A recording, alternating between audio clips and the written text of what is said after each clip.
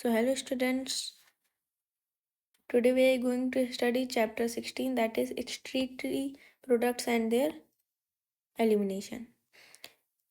Animals accumulate ammonia, urea, uric acid, carbon dioxide, water and ions like Na, Na plus, K plus, Cl minus, phosphate, sulfate, etc. either by metabolic activities or by other means like excess ingestion. These substances have to be removed totally or partially. In this chapter you will learn the mechanisms of elimination of these substances with a special emphasis on common nitrogen and wastage. Ammonia, urea, and uric acid are the major forms of nitrogenous wastage excreted by the animals. Ammonia is the most toxic form and requires large amount of water for its elimination, whereas uric acid being the least toxic can be removed with a minimum loss of water. The process of excreting ammonia is ammonotelism. Many bony fishes, aquatic amphibians, and aquatic insects are ammonotelic in nature. Ammonia, as it is already readily soluble, is generally excreted by diffusion across body surfaces or through gill surface. In fish, in ammonia as ammonium ions. Kidneys do not play any significant role in its removal. Terrestrial adaptation necessitated the production of lesser toxic nitrogenous waste like urea and uric acid for conservation of water. Mammals, many terrestrial amphibians and marine fishes mainly excrete urea, and we call it ureotelic animals. Ammonia produced by metabolism is converted into urea in the liver of these animals and released into the blood, which is filtered and excreted out by the kidneys. Some amount of urea may be retained in the kidney matrix of some of these animals to maintain the desired osmolarity. Reptile, bird, land snail, and insect excrete nitrogenous, which is uric acid in the form of pellet and paste with a minimum loss of water, and are called uricotelic animals. A survey of animal kingdom presents a variety of excretory structures. In most of the invertebrates, these structures are simple tubular forms, whereas vertebrates have complex tubular organs called kidneys. Some of these structures are mentioned here. Protonephridia or flame cells or the excretory structure in platyhelminthes, flatworms, for example, planaria, rotifers, some annelids and cephalochordates, amphioxus. Protonephridia are primarily concerned with ionic and fluid volume regulation. It means osmoregulation. Nephridia are the tubular excretory structure of earthworm and other annelids. Nephridia help to remove nitrogenous wastes and maintain a fluid and ionic balance. Malphizian tubules are the excretory structure of most of the insects, including cockroaches. Malphizian tubules help in the removal of nitrogenous wastes and osmoregulation. Antennal glands and vein glands perform the excretory function in crustaceans like prawns. Human excretory system. In human, the excretory system consists of pair of kidneys, one pair of uterus, and urinary bladder and urethra. Kidneys are reddish brown, bean-shaped structures situated between the levels of last thoracic and third lumbar vertebrae close to the dorsal inner wall of the abdominal cavity. Each kidney of an adult human measures 10 to 12 centimeter in length, 5 to 7 centimeter width, and 2 to 3 centimeter in thickness, with an average weight of 120 to 170 grams.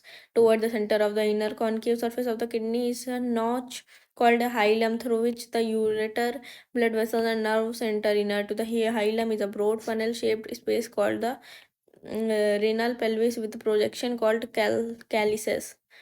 The outer layer of kidney is a tough capsule. Inside the kidney, there are two zones: an outer cortex and an inner medulla. The medulla is divided into a few conical masses, medullary pyramids, projected into the calyces, singular calyx. The cortex extends in between the medullary pyramids as renal columns called columns of Brittany. Each kidney has nearly 1 million complex tubular structure called nephrons, which are the functional unit. Each nephron has two parts, the glomerulus and the renal tubule. Glomerulus is a tuft of capillaries formed by the efferent arteriole, a fine branch of renal artery. Blood from the glomerulus is carried away by an efferent arteriole. The renal tubule begins with a double-walled cup-like structure called Bowman's capsule, which encloses the glomerulus. Glomerulus, along with Bowman's capsule, is called Malpighian body or renal capsules. The tubule continues further to form a highly coiled network, proximal convoluted tubule. Here is the diagram, diagrammatic representation of nephrons showing blood vessel, duct, and tubules. This is Bowman's capsule. This is proximal convoluted tubule. This is efferent arteriole. This is afferent arteriole. This is afferent and this is efferent.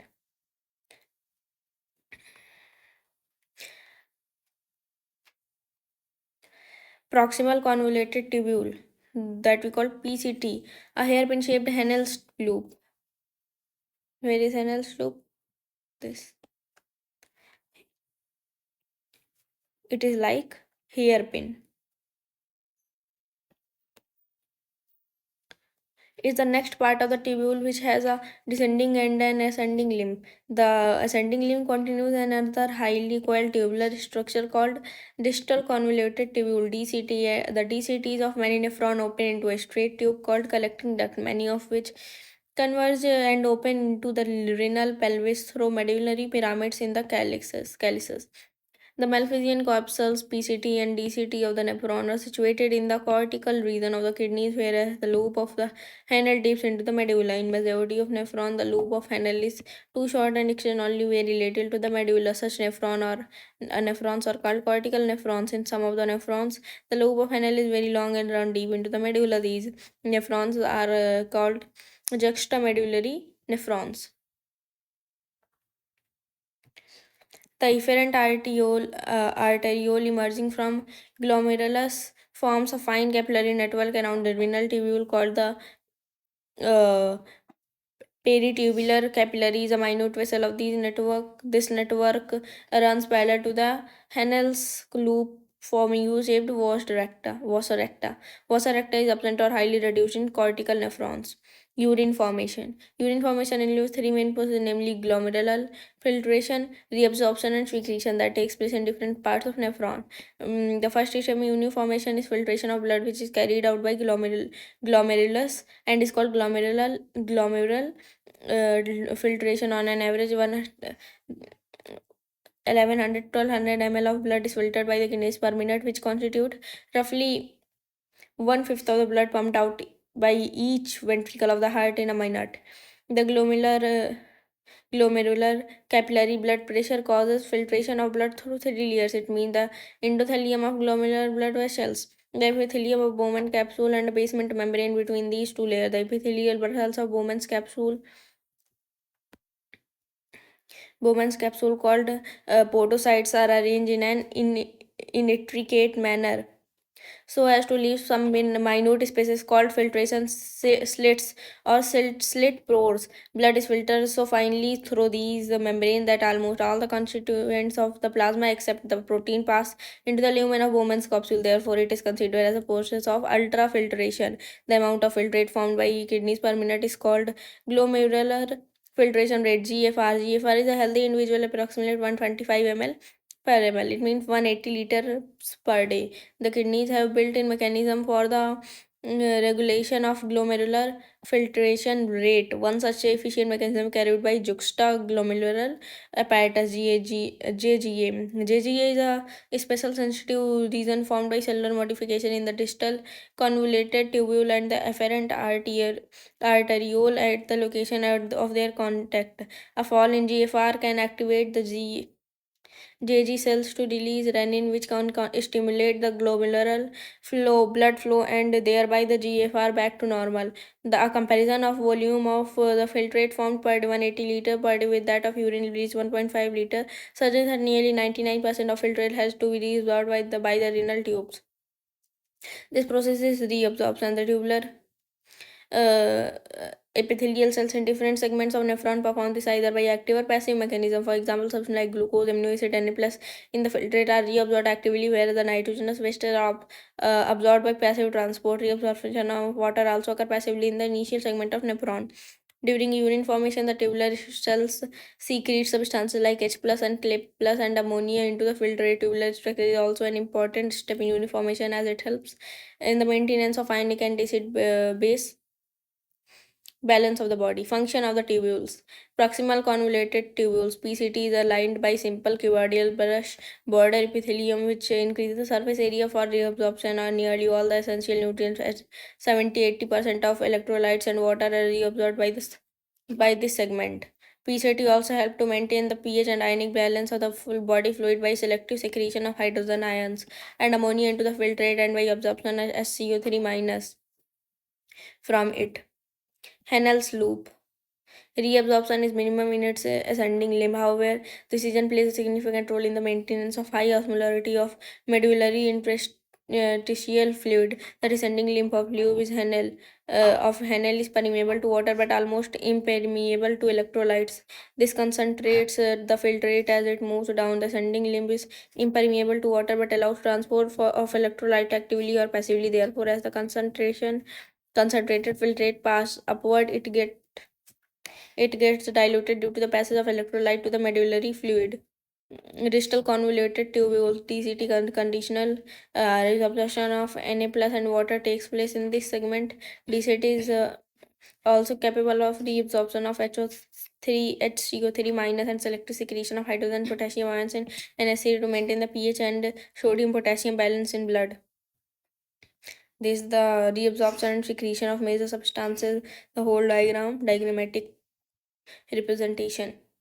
Collecting duct. This long duct extends from the cortex of the kidney to the inner part of the medulla. Large amount of water could be reabsorbed from this region to produce a concentrated urine. This segment allows passage of a small amount of urea into the medullary interstitium to keep the osmolarity. It also plays a role in the maintenance of pH and ionic balance of the blood by the selective secretion of H plus and K plus ion. Figure 16.5. Mechanism of concentration of the filtrate. Mammals have the ability to produce a concentrated urine. Hennell's loop, vasa, and vasa recta play a significant role in this. A flow of filtrate in the two limbs of Hennell's loop in the opposite direction thus forms a counter current. The flow of blood through limbs vasa recta is also in a counter current parent. The proximity between Helen's loop and vasa recta as well as counter current help them maintaining and increasing osmolarity toward the inner medullary interstitium. It means from 300 ml 300 m osmo uh, liter per liter in the cortex to about 120 1200 m osmo per liter in the inner medulla. This gradient is mainly caused by NaCl and urea. NaCl is transported by the ascending limbs of Hennell's loop, which is exchanged with the descending limb of vasa recta. NaCl is returned to the interstitium by the ascending portion of vasa recta. Similarly, small amount of urea enter the thin segment of ascending limbs of Hennell's loop, which is transported back to the interstitium by the collecting tubule. The above described transport of substance facilitated by the special arrangement of Hennell's loop and vasa recta is called counter current mechanism. This mechanism helps to maintain a concentration gradient in the medullary interstitium. In the presence of such interstitium gradients result in an easy passage of water from the collecting tubule, thereby concentrating the filtrate. Human kidneys can produce urine nearly 4 times concentrated than the initial filtrate formed. Regulation of kidney function. Then the topic is micturition. Role of other organs in excretion, disorders of the excretory system, and then chapter is finished. The function of kidneys is efficiently monitored and regulated by hormonal feedback and feedback mechanisms involving the hypothalamus, JGA, and to a certain extent the heart. Osmoreceptors in the body are activated by changes in blood volume, body fluid volume, and ionic concentration. An excessive loss of fluid from the body can activate these receptors, which stimulate the hypothalamus to release antidiuretic hormones ADH or vasopressin from the hypophysis. ADH facilitate water absorption from the later parts of the tubule, thereby preventing diuresis. An increase in the body fluid volume can switch off the osmoreceptor and suppress the ADH release to complete the feedback. ADH can also affect the kidney function by its constrictory Effect on blood vessel. This cause an increase in blood pressure, and increase in blood pressure can increase in glomerular blood flow and thereby GFR. The JGA plays a complex regulatory role. A fall in glomerular blood flow, glomerular or glomerular blood pressure or GFR can activate the JG cell to release renin, which convert angiotensinogen in blood to angiotensin first and further to angiotensin in second. Angiotensin second being a powerful vasoconstrictor increases the glomerular blood pressure and thereby GFR. Angiotensin second can also activate the adrenal cortex to release aldosterone. Aldosterone also causes the absorption of Na plus from water from distal part of the tubule. This also led an increase in blood pressure and GFR. This complex mechanism is generally known as renin angiotensin mechanism, and increase in blood flow of atrial heart can cause the release of atrial natriuretic factor NAF. NAF can cause dilation of blood vessels and thereby decrease the blood pressure. ENF mechanism therefore act as a check on the renin angiotensin mechanism. Micturition. Urine formed by the nephrons is ultimately carried to the urinary bladder, where it is stored till the voluntary signal is given by the central nervous system. This signal is initiated by the stretching of the urinary bladder as it gets filled with urine. In response, the stress receptors on the walls of the bladder sends signal to the CNS. The CNS passes on motor messages to initiate the contraction of a smooth muscle of the bladder and simultaneous relaxation of urethral sphincter causing the release of urine. The process of release of urine is called micturition, and the neural mechanism causing it is called micturition reflex. An adult human excretes on an average 1 to 1.5 urine liter urine per day. The urine form is a light yellow colored watery fluid. It is slightly acidic and has a characteristic odor.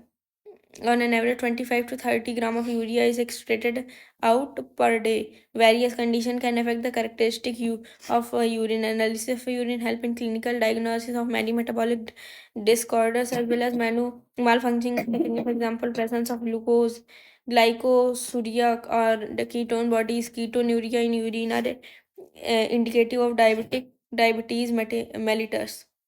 Role of other organs in excretion. Other than kidneys, lungs, liver, and skin also help in elimination of excretory waste. Our lungs remove large amount of CO2, approximate 2 to 100 ml per minute, and also significant quantities of water every day. Liver, the largest gland in the body, secrete bile containing substance like bilirubin, cholesterol, degraded steroid, hormone, vitamin, and drug promoter. The substance help native pass out along with the digestive wastes. The sweat and sebaceous gland in the skin can eliminate certain substances through their secretion. Sweat produced by the sweat gland is watery fluid containing NaCl, small amount of urea, lactic acid, etc. Through the primary function of sweat is to facilitate a cooling effect on the body surface. It also helps in the removal of some of the wastes mentioned above. Sebaceous gland eliminates certain substances like sterols, hydrocarbons, and waxes through sebum. This secretion provides a protective oily covering for the skin. Do you know that a small amount of nitrogenous wastes could be eliminated through saliva too? Disorders Disorders of the excretory system. Malfunctioning of kidneys can lead to accumulation of urea in blood of a condition called uremia, which is highly harmful and may lead to kidney failure. In such patient, urea can be removed by a process called hemodialysis. During the process of hemodialysis, the blood drained from convenient arteries pumped into the dialysis unit called artificial kidney. Blood drained from the convenient arteries pumped into the dialyzing unit after adding an anticoagulant like heparin. The unit contains a coiled cellophane tube surrounded by a dialysing fluid having the same composition as that of plasma except the nitrogenous wastes. The porous cellophane membranes of the tube allows the passage of molecules based on concentration gradient. As nitrogenous wastes are absent in dialysing fluid, these substances freely move out, thereby clearing the blood. The cleared blood is pumped back to the body through A win after adding anti-heparin to it. This method is a boon for thousands of uremic patients all over the world. Kidney transplantation is the ultimate method in the correction of acute renal failure. Kidney failure, a functioning kidney is used in transplantation from the donor, preferably a close relative, to minimize its chances of rejection by the immune system of the host. Modern clinical procedure have increased the success rate of such a complicated technique. Renal calculi, a stone or insoluble mass of crystallized salt oxalates formed within the kidney. Glomerulonephritis, inflammation of glomeruli of kidney. Our chapter is finished and thanks for watching.